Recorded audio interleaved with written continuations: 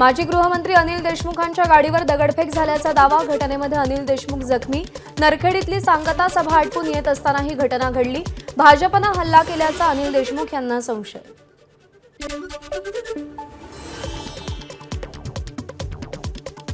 अनिल देशमुख हल्ला प्रकरणी 4 अज्ञातांविरोधात गुन्हा दाखल। नागपूर ग्रामीण पोलीस अधीक्षक हर्ष पोद्दार यांची माहिती।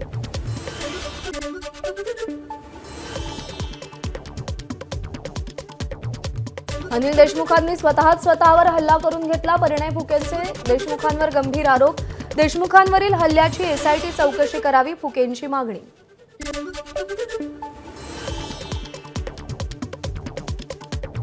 नाना पटोले विजय वडेट्टीवारांनीही असंच कृत्य केलं होतं। भाजप आमदार परिणय फुके यांचा आरोप।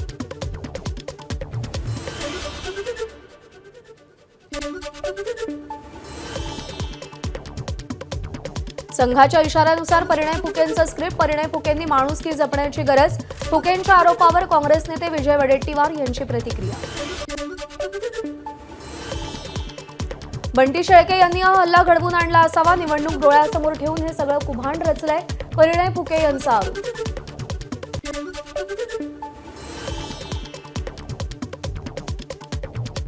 अनिल देशमुखांवरील हल्ला फडणवीस स्वतः करतायत। देशमुखांचा मुलगा सलील देशमुख यांचा आरोप। फडणवीसांच्या जिल्ह्यात असे हल्ले का होत आहेत हे फडणवीसांनाच विचारा, सलील देशमुख यांची प्रतिक्रिया। देशमुखांवरील हल्ल्याचा सुप्रिया सुळेंकडून निषेध। हल्लेखोरांना अटक न केल्यास आंदोलन करणार, सुप्रिया सुळेंचा इशारा। देशमुखांवरील हल्ल्याला गृहमंत्री शिंदे सरकार आणि फडणवीस जबाबदार।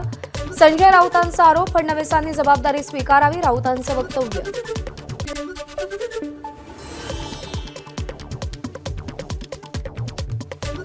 अनिल देशमुखांवर अत्यंत निर्घृणपणे हल्ला। माजी गृहमंत्र्यांच्या हत्येच्या उद्देशाने हल्ला झाला।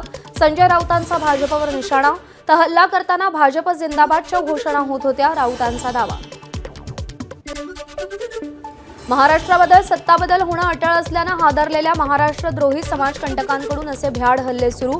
अनिल देशमुखांवरील हल्ल्याच्या निषेधार्थ आदित्य ठाकरेंची एक्सपोज। छत्रपती संभाजीनगरच्या गंगापूर मतदारसंघातील उमेदवाराच्या गाडीवर हल्ला। अपक्ष उमेदवार सुरेश सोनावणे यांची गाडी अडवून जमावाकडून दगडफेक। सोनावणेंसह जखमी झालेले लोक रुग्णालयात दाखल। हिंगोलीच्या कळमनुरीतील वंचितचे उमेदवार डॉक्टर दिलीप मस्के यांच्यावर प्राणघातक हल्ला। 4 चाकी वाहनाच्या काचा फोडल्यानं मस्के यांना गंभीर दुखापत। नांदेडच्या रुग्णालयात उपचार सुरू, तर पोलिसांकडून तपासही सुरू। धामणगाव विधानसभेचे भाजपचे उमेदवार प्रताप अडसड यांच्या बहिणीवर चाकूने जीवघेणा हल्ला। अमरावतीच्या सातेफळ जवळची घटना। भाजप नेते चित्रा वाघ अडसड कुटुंबियांची भेट घेणार। धामणगाव विधानसभेचे भाजपचे उमेदवार प्रताप अडसड यांच्या बहिणीवर चाकू हल्ला झालाय। बारामतीमध्ये युगेंद्र पवारांकडून पैसे वाटप सुरू असल्याची तक्रार। निवडणूक आयोगाकडून युगेंद्र पवारांच्या शरयू टोयोटा शोरूममध्ये सर्च ऑपरेशन। मात्र तपासणीमध्ये काहीही न आढळल्याचं निवडणूक निर्णय अधिकाऱ्यांचं वक्तव्य। राज ठाकरे भाजपने दिलेली स्क्रिप्ट वाचतात। राज ठाकरे महाराष्ट्राच्या शत्रूंना मदत करतायत। खासदार संजय राऊत यांचा आरोप। संजय शिरसाट यांनी मनोज जरांगेंची भेट घेतली। उद्या पार पडणाऱ्या मतदानाच्या पार्श्वभूमीवर भेटीला महत्त्व। शिंदे सरकारने दिलेल्या 10% मराठा आरक्षणाच्या वैधतेवर मुंबई हायकोर्टाच्या पूर्ण पीठासमोर सुनावणी। राज्य मागासवर्ग आयोगाच्या अहवालावर याचिकाकर्त्यांचा आक्षेप। स्वातंत्र्यवीर सावरकरांची बदनामी केल्याप्रकरणी राहुल गांधींना 2 डिसेंबरला न्यायालयामध्ये हजर राहावं लागणार। पुणे प्रथम वर्ग न्यायालयाचे आदेश। लंडनमध्ये सावरकर यांच्याविषयी राहुल गांधींनी वादग्रस्त वक्तव्य केलं होतं।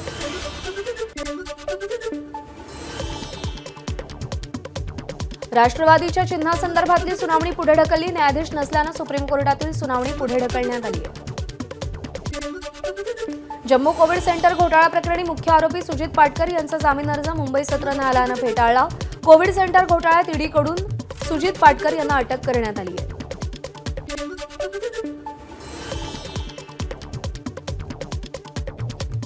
उद्धव ठाकरे आज सहकुटुंब आई तुळजाभवानीचं दर्शन घेणार। प्रचाराची सुरुवात ठाकरेंनी कोल्हापूरच्या अंबाबाईच्या दर्शनानं केली होती, तर शेवट तुळजाभवानीच्या दर्शनानं करणार।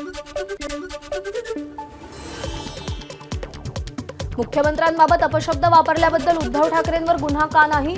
रामदास कदमांचा सवाल, तर राज्याच्या मुख्यमंत्र्यांवर बोलणं हा राज्याचा अपमान, जनता ठाकरेंचं पितळ उघडं पाडेल, रामदास कदम यांचं वक्तव्य.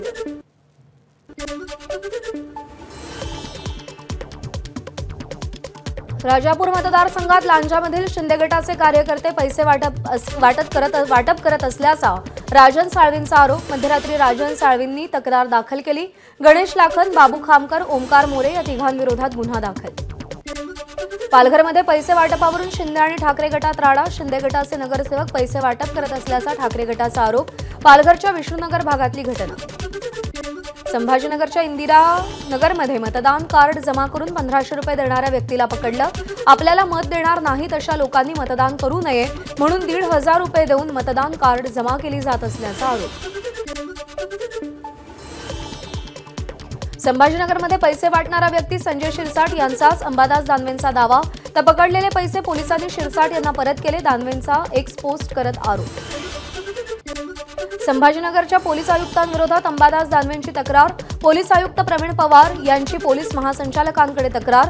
सत्ताधाऱ्यांना अप्रत्यक्ष मदत करत असल्याचा दानवेंचा आरोप. पराभव जवळ दिसू लागल्यामुळे पायाखालची वाळू सरकली, त्यामुळे असे बिनबुडाचे आरोप विरोधक करतायत. संभाजीनगरमध्ये मतदान कार्ड जमा केल्याचे आरोप संजय शिरसाट यांनी फेटाळले. चंद्रपूरमधील कोसंबीत भाजप आणि काँग्रेसच्या कार्यकर्त्यांमध्ये राडा. भाजप कार्यकर्त्यांनी मारहाण केल्याचा मूळचे माजी नगराध्यक्ष विजय चिमड्यालवार यांचा आरोप. गुन्हा दाखल करण्याची काँग्रेस कार्यकर्त्यांची मागणी.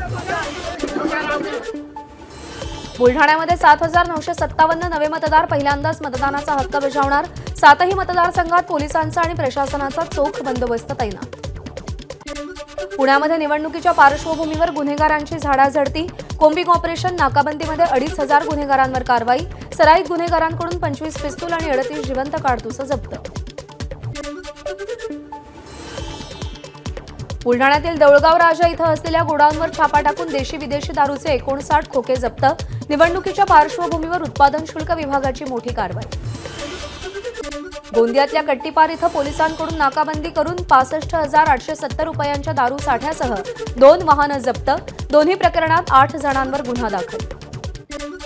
मुंबईत मतदानाच्या पार्श्वभूमीवर 25,696 पोलीस अधिकारी आणि कर्मचारी तैनात.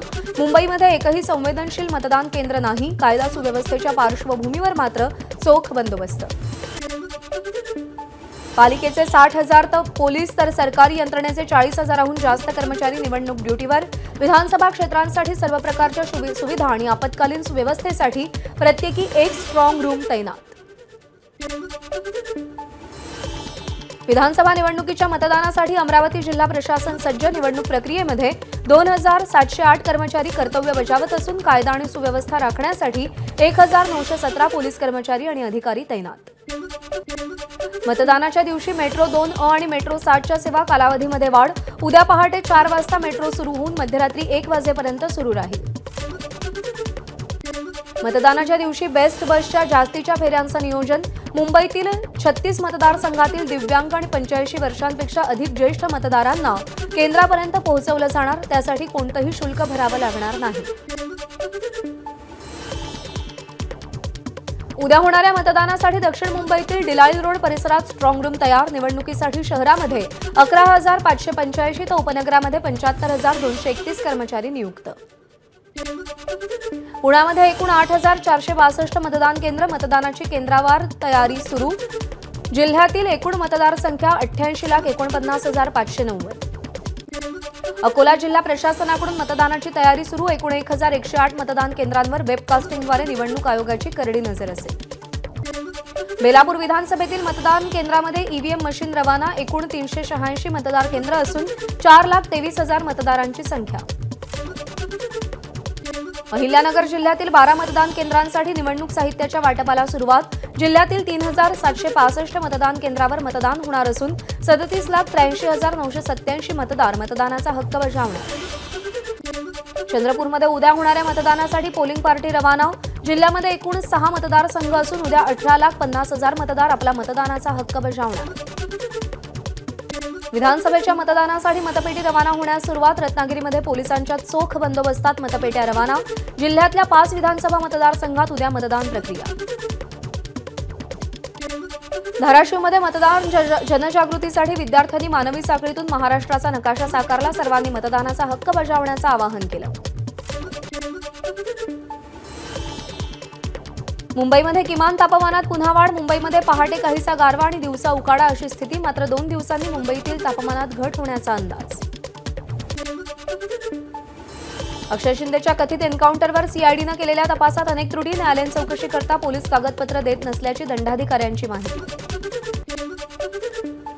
जुन्नरमधील नगर कल्याण महामार्गावर एसटी पथकानं प्रेशर कुकरचा ट्रक पकडला. 1361 कुकर आढळून आले. कुकर कशासाठी आणण्यात आले याची चौकशी सुरू.